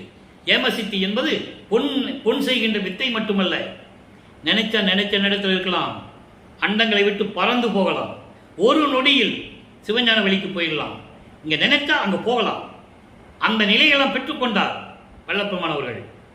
இங்கே இல்லாததை பார்த்து வல்லப்பெருமான் இங்கே இல்லை அப்படின்னு யாராவது பார்த்தாங்கன்னா, என்னப்பா சாமியாரை காணோன்னு யாராவது கேட்டாங்கன்னா, இங்கே இருக்கிறவங்க சொல்லுவாங்க, அவர் எங்கே போனாருன்னு யாருக்கு தெரியும்? நல்லா கவனிக்கணும். நீங்க எப்படியெல்லாம் உண்மைகளை மறைக்க முடியுமோ அப்படியெல்லாம் மறைத்தார்கள். அவர் எங்கேயா போய் பார்ப்பா, எந்த ஊர்ல எங்க இருக்காரு யாருக்கு தெரியும்? 3 மாசம் இங்க இருப்பாரு, 6 மாசம் இங்க இருப்பாரு, அப்புறம் காணாம போயிடுவாரு. எப்படி காணாம போயிடுவாரு? அவர் என்ன சொல்றாரு? நான் அங்க இருக்கேன்னு சொல்றாரு. மக்களிடம் யாரும் சொல்லவில்லை, அதனால் மக்களுக்கு தெரியவில்லை. பொன் செயல் வகையை உணர்த்தி என் உள்ளத்தை பொருந்திய மருந்தை. அப்படிப்பட்ட இறைவனை, என் பொருளை. இங்கே பொருள் என்பது என் கடவுளை, என் அருட்பெருஞ்சோதி ஆண்டவரை வன் செயல் அகற்றி, கொடுமையான செயல்களெல்லாம் அகற்றி உலகெல்லாம் விளங்க சுத்த சன்மார்க்க சத்குருவை. அப்படிப்பட்ட இறைவனை. எப்படி வன் செயல்கள், கொடுமைகள், போர், உயிர்களை கொலை செய்வது, இப்படி செயல்களெல்லாம் நீக்கி உலக மக்களிடையே சுத்த சன்மார்க்கத்தை கொடுத்து நிலை நிறுத்திய சத்குருவை. அப்படிப்பட்ட இறைவனை கொன் செயல் ஒழித்த சத்தியஞான கோயிலில் கண்டு கொண்டேனே. சத்தியஞான கோயில் எங்க போய் பார்த்தாரு? அங்க. இப்போ இவர் இங்க சத்தியஞான சபை அப்பெல்லாம் கட்டல. நல்லா புரிஞ்சுக்கணும் நீங்க. அது கடைசியில் 3 வருஷத்துல நடந்தது. 6/8/48 6வது 8 நிகழ்வுகள்லாம் தொடர்ந்து அதுக்கப்புறம் 3 வருஷம் வந்ததுல அதுல நடந்தது. அப்பதான் இங்க சத்தியஞான சபையை நிறுவுகிறார். தன்னை இஷ்டப்படி என்னுள் கண்டனன் சத்தியஞான சபையை. சபையை கண்டனன், என்னுள் கண்டனன் சொல்லுவார். எங்க? அங்க பார்த்தது சொல்றாரு. அப்போ அங்க போய் சத்தியஞான சபையில் அந்த கோயிலில் நான் கண்டு கொண்டேனே. எப்படி? சமயங்களையும் மதங்களையும் மார்க்கங்களையும் நீக்கி சுத்த நிலையில் இருந்து கொண்டு சுத்த சன்மார்க்க தலைவனை நான் சுத்த சன்மார்க்க சத்தியஞான சபையிலே அங்கே நான் கண்டு கொண்டேனே என்று சொல்லுகிறார். இந்த பாடல்களை உலக மக்களுக்கு வல்லப்பெருமானவர்கள் அருளும் போது 6வது 8 இருந்து கொண்டிருக்கிறார். 5வது 8 முடிந்து அந்த தொடக்கத்தில் இருந்து கொண்டிருக்கிறார். 6வது 8 தொடக்கத்தில் இருந்து கொண்டிருக்கிறார். நல்லா கவனிச்சுக்கணும். அப்போ 42வது ஆண்டு. 42வது ஆண்டில் என்று சொல்லும்போது 1865 ஆண்டுகளுக்குள் இருந்து கொண்டிருக்கிறார். நல்லா புரிஞ்சுக்கணும். ஏன்னா அறிவிக்க விட்டது 1823. 42வது கூட்டுங்க 1865. நல்லா புரிஞ்சுக்கணும். அப்புறம் 1 வருடம் கழித்து தான் இங்கே வருகிறார். வடலூருக்கு வந்து தர்மசாலையை நிறுவுகிறார். அப்ப 1870 அங்க போறாரு. சித்தி வளாகம் மேட்டுக்குப்பம் போறாரு. இதெல்லாம் இந்த திருமலையோடலாம் நம்ம பின்னால தான் சொல்ல போறோம். இப்போ 6-8க்குள் என்ன நடந்ததுன்னு நம்ம பார்த்துட்டு இருக்கோம். நல்லா புரிஞ்சுக்கணும். முதல்ல 5-8 வரைக்கும் நம்ம பார்த்தோம். இப்ப நிலைகள் மாறி 6வது 8க்கு வருகிறார். இங்க கருங்குழியில் இருக்கும்போது என்ன நடந்ததுன்னு நம்ம பார்க்கிறோம். கருங்குழியில் தண்ணீரால் விளக்கரித்த இடம் சொன்னாங்க, உண்மை. ஆனால் அந்த அம்மையார் ரெட்டியார் அவர்களுடைய மனைவி அம்மையார் அந்த எண்ணெயை பதிலாக தண்ணி எடுத்து வைக்கும் போதே வல்லப்பெருமானுக்கு தெரியும் இதுல தண்ணி தான் இருக்குன்னு தெரியும். நல்லா புரிஞ்சுக்கணும் நீங்க. அப்போ சொல்ல முடியாது, அம்மா என்னம்மா தண்ணி கொண்டு வந்து வைக்கிறேன்னு சொல்ல முடியாது. தன்னை யார் என்றே இந்த உலகிற்கு அப்போ இந்த உலக மக்களுக்கு காட்டக்கூடாது. 51 ஆண்டு நிறைவில் தான் காட்டணும் இவர் யாருன்னு. நல்லா புரிஞ்சுக்கணும் நீங்க. அப்ப இந்த நிலை இருக்கும்போது அவருக்கு தெரியும் தண்ணி தான் வைக்கிறாங்கன்னு தெரியும். தந்தை மகன் அங்க தந்தை வருகிறார் அல்லவா, தந்தையும் மகனும் உரையாடுகிறார்கள். அதை தான் இப்ப நம்ம பார்க்க போறோம். இப்படி எல்லா நிலையில் இருந்த இறைவனை கண்கொள்ளா காட்சியை காட்டி விட்டாரா? இப்ப இறைவனை ஏத்தும் இன்பம். இறைவன் வந்து விட்டார், பார்த்து விட்டார். இறைவனை பார்த்து மகன் சொல்லுகிறார், அப்பாவை பார்த்து மகன் சொல்லுகிறார், உன்னை எப்படி நான் வாழ்த்துவது என்று தெரியவில்லை என் தந்தையே, உன்னை நான் எப்படி என்று சொல்லுவது. அப்போ இந்த தண்ணி வச்சாங்களே செம்புல, அதை எடுத்து விளக்கில் ஊற்றி வரணும். ஏன்னா நாளைக்கு வந்து அந்த அம்மா கேட்பாங்கல்ல. அதுக்கப்புறம் அந்த அம்மாவுக்கு தெரியும் நம்ம எண்ணெய்க்கு பதிலாக தண்ணியை வச்சுட்டு வந்துட்டோம்னு தெரியும். அந்த அம்மா மறுநாள் வரும்போது, சாமி நான் எண்ணெய் செம்பு வைக்க பதிலாக தண்ணி வச்சுட்டேனே, நான் என்ன பண்ணுறது தெரியல, எப்படி நீங்கள் விளக்கு எரிஞ்சது அப்படின்னு அவர் அந்த அம்மா கேட்கும்போது, என்னம்மா நானும் என்ன நினச்சி தான் ஊற்றிட்டேன், எப்படியோ இறைவன் அருளால் எரிஞ்சது அப்படின்னு சொன்னதுனால தண்ணீரால் விளக்கரித்த இடம் என்ற நிலை அந்த ஊருக்கு, அந்த இடத்துக்கு பெயர் விளங்கி விட்டது. இது இறைவனுடைய திருவிளையாடலால் நடந்தது. நல்லா புரிஞ்சுக்கணும் நீங்க. அப்போ அங்க உட்கார்ந்துட்ட தந்தையும் மகனும் உட்கார்ந்துட்டு இருக்கும்போது தந்தை மகனிடம் கேட்கிறார், என்ன மகனே நான் சென்று வரவா என்று கேட்கும்போது மகன் தந்தையை வாழ்த்துகிறார், எப்படி வணங்குகிறார். உன்னை நான் எப்படி சொல்ல வேண்டும், எப்படி வணங்க வேண்டும் என்று எனக்கு தெரியவில்லை, என்னவென்று சொல்லுவேன் என்று சொல்லி இந்த பாடலில் நாம் கருளி இருக்கிறார்கள். நல்லா பாருங்க.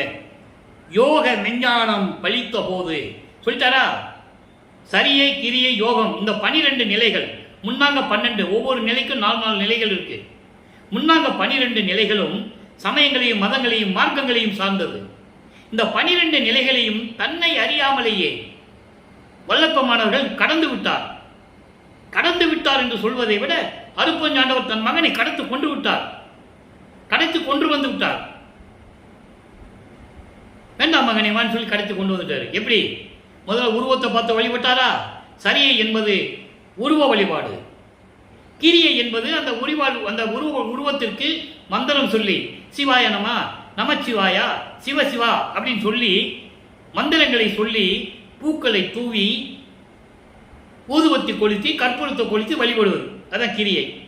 வேள்வி வளர்த்து மந்திரங்களை சொல்லி வழிபடுவது, யோக நிலையிலிருந்து வழிபடுவது. இந்த 12 நிலைகளும் முடிந்து விட்டது. 13வது நிலைதான் ஞான சரியை, திரையோதச நிலை. அங்கிருந்தது சுத்த சன்மார்க்கம் தொடங்குகிறது. ஞான சரியை, ஞான கிரியை, ஞானத்தில் யோகம். இப்ப ஞான யோகத்தில் சொல்றார் பாருங்க, நல்லா கவனிக்கணும், அற்புதமான பாடல்.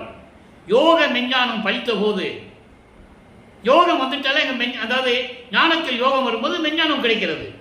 அது எனக்கு கிடைத்த போது உள்ளத்தில் ஓங்கிய காட்சியே என்று உன்னை நான் சொல்லுவதா, என் உள்ளத்தில் விளங்கிய அந்த காட்சி இருக்கிறதே, அந்த காட்சி கொடுத்த இறைவன் என்று உன்னை நான் சொல்லுவதா?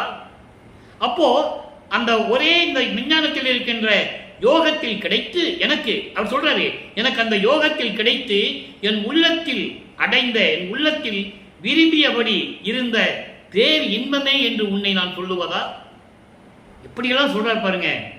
அதுக்கப்புறம் சொல்றார் பாருங்க, சாகலை தவிர்த்து இறப்பை நீக்கி. அவர் ஏன் இறப்பை நீக்கி என்று சொன்னார்? உன்னாலே வருவிக்க விட்டதனால் இந்த பூலோகத்தில் நான் மானிட பிறவி எடுத்தவன் என்று நினைத்துக் கொண்டிருக்கிறார்கள். நான் ஏற்கனவே உனக்கு செல்வ பிள்ளையாக இருந்தவன். என்னை சாகலை தவிர்த்து என்று சொல்லுவதுக்கு இதுதான் பொருள். நல்லா புரிஞ்சுக்கணும். இவர் மனித பிறவி எடுத்தாரு, அதனால் இவர் சாவ நீக்கினார், அதெல்லாம் கிடையாது. உலக மக்களுக்கு தெரிவிக்க வேண்டும். ஏனால் மனித பிறவி ஒரு தாயின் வழியாக இந்த பூலோகத்தில் வந்தனால் மானிட பிறவி என்று நினைத்துக் கொண்டிருக்கிறார்கள். அதனால் இறைவன் தன் மகனை சாகலை தவிர்த்து என்று சொல்ல வேண்டும். என் மகனுக்கு சாவை நீக்கிவிட்டேன், மரணமில்லா பெருவாழ்வை கொடுத்து விட்டேன் என்று சொல்ல வேண்டும். அதனால் சாதலை தவிர்த்து என்னை வாழ்விக்க, என்னை வாழ வைக்க சார்ந்த வந்து இந்த பூலோகத்திற்கு வந்து என்னை நிலைநிறுத்திய சத்குரு மணி என்று உன்னை நான் சொல்லுவதா? எப்படி சொல்றார் பாருங்க. மாகமும் புவியும் வாழ்வுற மணி மாமன்றிலே நடிக்கின்றோய் நினையே. உன்னை நான் எப்படி சொல்லுவது? மாகம் என்பது விண்ணுலகம், புவி என்பது பூலோகம், மண்ணுலகம். விண்ணுலகத்திலும் பூலோகத்திலும் நான் வாழ வேண்டும், இருக்க வேண்டும் என்பதற்காக, நிலையாக இருக்க வேண்டும் என்பதற்காக அங்கே இருந்து கொண்டு திருவிளையாடல் செய்து கொண்டிருக்கிறாயே, அதான் நடிக்கின்றாய் என்று சொல்கிறார். என்னை இந்த பூலோகத்தில் நிலையாக இருக்க செய்து என்னை இருக்க வேண்டும் என்பதற்காக, நான் இந்த பூலோகத்தில் இருக்க வேண்டும் என்பதற்காக அங்கே சத்தியஞான சபையில் இருந்து கொண்டு திருவிளையாடல் செய்து கொண்டிருக்கிறாயே தந்தையே, உன்னை நான் என்னவென்று சொல்லுவது என்று சொல்லி சொல்லுகிறார். இப்போ இறைவனுடைய திருவிளையாடல் எப்படி நடந்தது? மகன்கிட்ட தந்தையும் மகனும் கொஞ்சி உறவாடி விட்டு மகனை விட்டு இறைவன் தந்தை சென்று விட்டார். இறைவன் சென்று விட்டார். சென்ற பிறகு அவருடைய திருவிளையாடல் எப்படி இருந்தது? பதிகம் 50 திருநட புகழ்ச்சி. திருநட புகழ்ச்சி என்பதே திருவிளையாடல். 10வது பாடல் நல்லா பாருங்க. இங்க சொல்லுவார் பாருங்க, மறைப்பு நிலையில் இருக்கும்போது என்ன சொன்னார்? அதன் பிறகு சுத்த சன்மார்க்கத்தை பற்றி எல்லாம் வாங்கிய பிறகு இப்ப என்ன சொல்றாரு? 2 நிலைய மக்களுக்கு சொல்றாரு. தாங்காதே பசி பெருக்கி கடை நாய் போல் உலம்பி தவம் விடுத்து அவம் தொடுத்து தவம் விடுத்து அவம் தொடுத்து தனித்து உண்டும் வயிறு வீங்காதே எழுந்திருக்கேன்.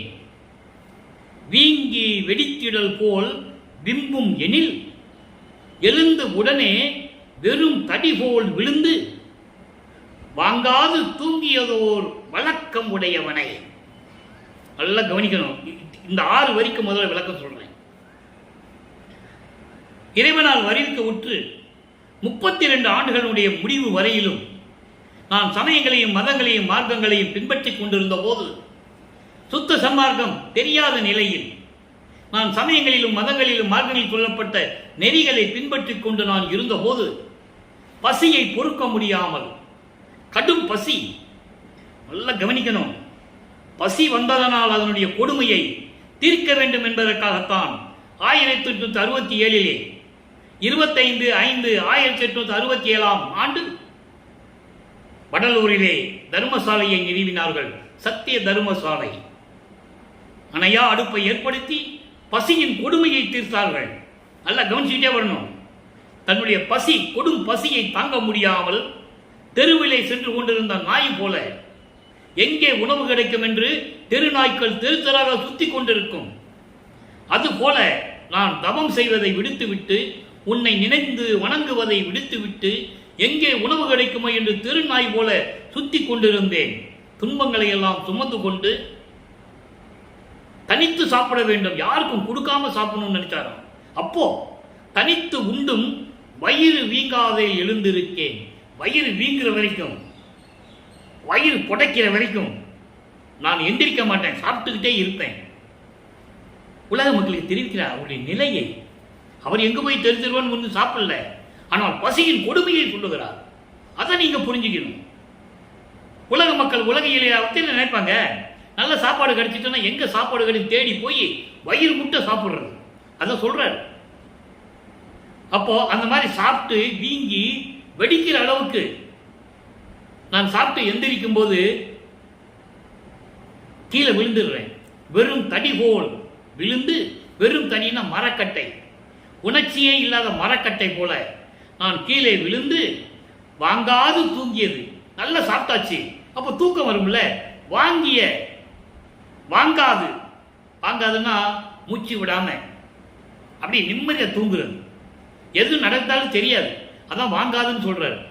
அப்படி சாப்பிட்டுட்டு தெரு நாய் போல தெருவா சுத்தி எங்க சாப்பாடு கிடைக்குமோ, பசியினுடைய கொடுமையை நாம் தாங்க முடியவில்லையே என்று சொல்லி சாப்பாடு கிடைச்ச பிறகு வயிறு முட்டை வீங்கி சாப்பிட்டுட்டு மரக்கட்டை போல விழுந்து கிடந்து நிம்மதியாக தூங்கிய காலத்தில் நல்லா புரிஞ்சுக்கணும்.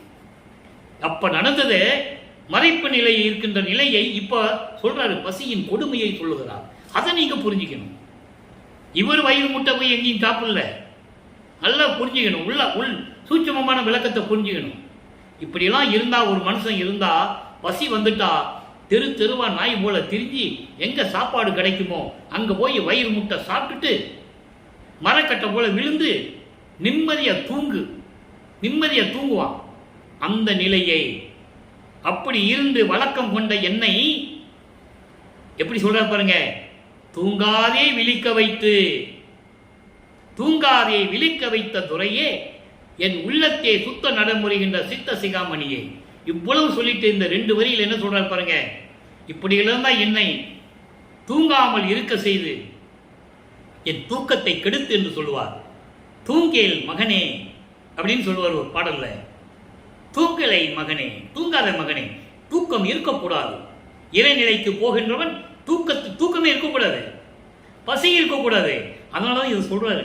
நல்லா புரிஞ்சுக்கணும். நீங்கள் பசி இருக்கக்கூடாது, தூக்கம் இருக்கக்கூடாது, குளிக்க தேவையில்லை. சுத்த தேகம் பூரண தேகம் ஞான தேகம் உடையவன் குளிக்க தேவையில்லை. சுத்த தேகம் உடைய மல்லிகை மனம் வீசும், பிரணவ தேகம் திருநீர் மனம் வீசும், ஞான தேகம் கற்பூர மனம் வீசும். இதெல்லாம் இறைவனுக்கு குறிக்கின்ற குணங்கள் எல்லாம் தன் மகனுக்கு உருவாக்கி கொடுக்கிறார்.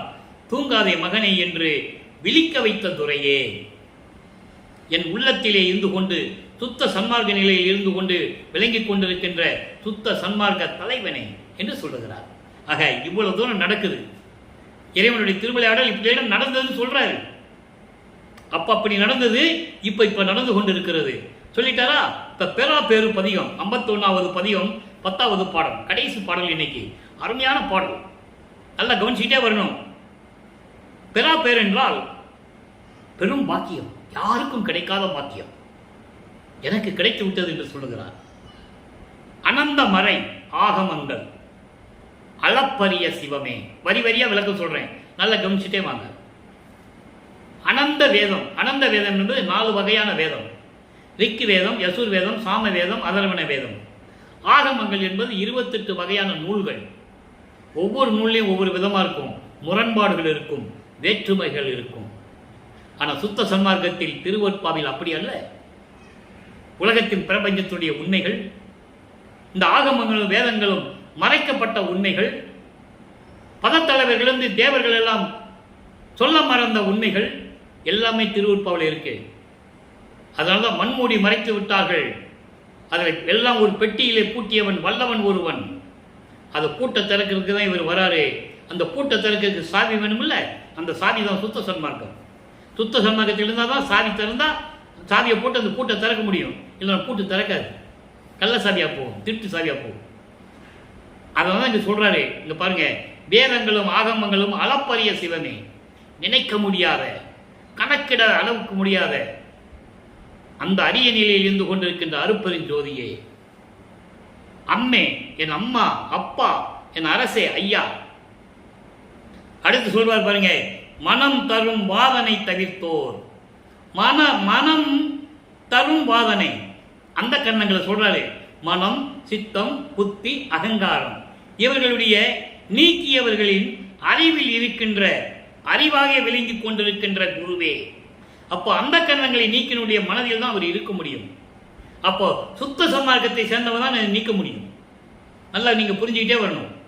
அப்படி விளங்குகின்ற குருவே அடுத்து சொல்ற பாருங்க, என் வாட்டம் எல்லாம் தவிர்த்து. அப்போ இவர் தான் அதை தீர்க்க முடியும். அதை தான் முதல்ல சொல்றாரு.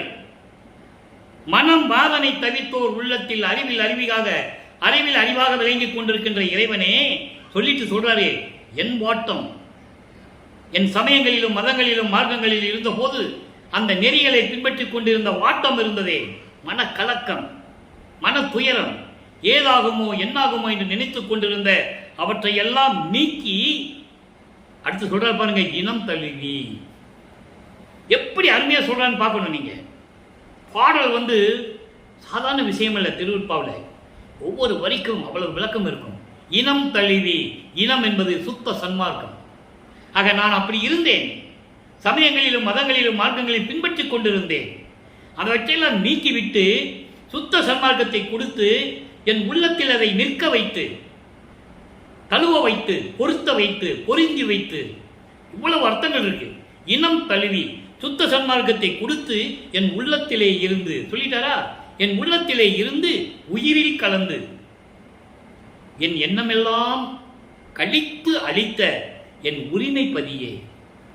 இவற்றையெல்லாம் செய்துவிட்டு என் உயிரிலும் உடம்பிலும் கலந்து எல்லா அருளையும் நான் நினைத்ததையெல்லாம் கொடுத்து நான் எண்ணியபடி எனக்கு அருளும் தெய்வம். நிறைய பாடல்கள் இருக்கிறது. எப்படி எண்ணியது என் மனம் இங்கு எனக்கு அப்படி அருளிய தெய்வம். எப்படி விளைந்தன என் மனம் இங்கு எனக்கு அத்தகைய அருளிய தெய்வம் எல்லாம் சொல்லுவார். அப்படி எல்லாம் நான் நினைத்ததையெல்லாம் எனக்கு மகிழ்ந்து அளித்த என் உரிமை பதியே, என் உரிமை தந்தையே, என் உரிமை அருப்பெருஞ்சோதியே. சினம் தவிர்த்து எவ்வுலகமும் ஓர் சன்மார்க்கம் அடைந்து சிறப்புற வைத்து அருள்கின்ற சித்த சிகாமணியே. சொல்லிட்டாரா? சினம் என்பது இங்கே அதாவது கோபம். கோபத்தினால் வருகின்ற வேற்றுமை, முரண்பாடுகள், வேற்றுமை முரண்பாடுகள் மாச்சரியம் என்று சொல்லுவார். இவற்றையெல்லாம் நீக்கி தவிர்த்து, அதான் சொல்வார், காமம், குரோதம், லோகம், மோகம், மதம், ஆச்சரியம் எல்லாம் இதில் அடங்கிச்சு. அதை தான் இங்கே சொல்றார். இந்த 6 பிண்ட துரிசிகளையும் நீக்கி, அண்ட துரிசிகளையும் நீக்கி, எல்லாவற்றையும் நீக்கி, எல்லா உலகமும் சன்மார்க்கத்தை பெற்றுக்கொண்டு சிறப்புற வாழ வேண்டும், விளங்க வேண்டும் என்பதற்காக, சிறப்புற விளங்க வேண்டும் என்பதற்காக திருவிளையாடல் செய்து கொண்டு அருள் செய்து கொண்டிருக்கின்ற சித்த சிகாமணியை என்று சொல்லுகிறார். எவ்வுலகமும் என்று சொல்லும்போது எல்லா உயிரினங்களும், விண்ணுலகத்தில் இருக்கின்ற தேவர்கள் முதல் மண்ணுலகத்தில் இருக்கின்ற எல்லா உயிர்களும் சுத்த சன்மார்க்கத்தை மேற்கொண்டு, சுத்த சன்மார்க்க நெறிகளை பின்பற்றி கொண்டு, எல்லாவற்றையும் பெற்றுக்கொண்டு மகிழ்வோடு இன்புற்று வாழ வேண்டும் என்பதற்காக என்னிடம் சுத்த சன்மார்க்கத்தை கொடுத்து, மகனே, நீ உலக மக்களை எல்லாம் சன்மார்க்கத்தில் இணைத்து அவர்களெல்லாம் இன்பமாக வாழ வேண்டும் என்பதற்காக நீ தொடர்ந்து அருள் செய்து கொண்டு இருக்க வேண்டும் என்று மகனிடம் சொல்லுகிறார். அதனால்தான் சொன்னார், ஆன்ற சன்மார்க்கம் அணிபெற. ஆன்ற சன்மார்க்கம் என்பது உயர்ந்த நிலையில் இருக்கின்ற, சமரசமாக இருக்கின்ற, வேற்றுமைகள் முரண்பாடுகள் இல்லாமல் இருக்கின்ற சுத்த சன்மார்க்கத்தை உலக மக்களிடம் சொல்ல வேண்டும் என்பதற்காகவே என்னை ஈன்று ஒரு தாயின் கருவறையிலே வைத்து என்னை வருவிக்க செய்த அருட்பெருஞ்சோதி நல்ல தாயே என்று சொல்லுவார். அருளமுதத்தை கொடுத்து, அருளமுதம் உண்டவர்.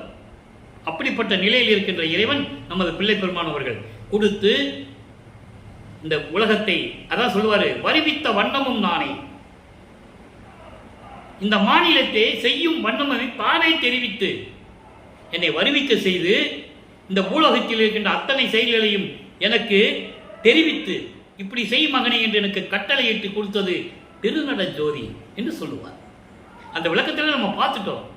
என்னையும் இரக்கம் தன்னையும் ஒன்றாக இருக்க இசைவித்து மன்னி வாழ்வுற என்னை வருவித்த கருணை வள்ளல் நீ என்று சொல்லுவார். நீயே என் தந்தை அருளுடையாய் என்னை நேர்ந்து பெற்ற தாயே என்று சொல்லுவார். இவ்வளவு விளக்கங்கள் திருவருட்பாவிலே இருக்கின்றது என்பர்களே. அப்படிப்பட்ட நிலையில் இருந்து கொண்டு இறைவனிடமிருந்து எல்லார்களையும் பெற்றுக்கொண்டு இன்று எல்லா தொழில்களையும் செய்து கொண்டு பிரபஞ்சத்தை இயக்கி கொண்டிருப்பவர் நமது பிள்ளை பெருமானவர்கள் என்பதை பதிவு செய்து இன்றைய திருவிளையாடல் பதிவை நிறைவு செய்ய நான் காத்து கொண்டிருக்கிறேன். நீங்களும் பார்த்து மகிழ்ந்து கொண்டிருப்பீர்கள் என்று நான் நினைக்கிறேன். நீங்களும் சுத்த சன்மார்க்கத்தில் இணைந்து அருட்பெருஞ்சோதி அருட்பெருஞ்சோதி தனிப்பெருங்கனை அருட்பெருஞ்சோதி என்ற மகாமந்திரத்தை உச்சரித்து இறைவனுடைய அருளையும் அருள் செல்வங்களையும் எல்லா செல்வங்களையும் பெற்று நீங்கள் இந்த வையகத்திலே நோயற்ற வாழ்வில் வாழ வேண்டும் என்று வணங்கி இறைவனுடைய தயவோடையும் கருணையோடையும் வணங்கி வாழ்த்தி விடைபெறுகிறேன். நன்றி, வணக்கம். அருட்பெருஞ்சோதி அருட்பெருஞ்சோதி தனிப்பெரும் கருணை அருட்பெருஞ்சோதி. மீண்டும் நாளை அருட்பெருஞ்சாண்டவருடைய திருவிளையாடலை பார்த்து மகிழ்ந்து கண்டு இறைவனுடைய அருளை பெற்றுக்கொள்ளுங்கள். நன்றி, வணக்கம்.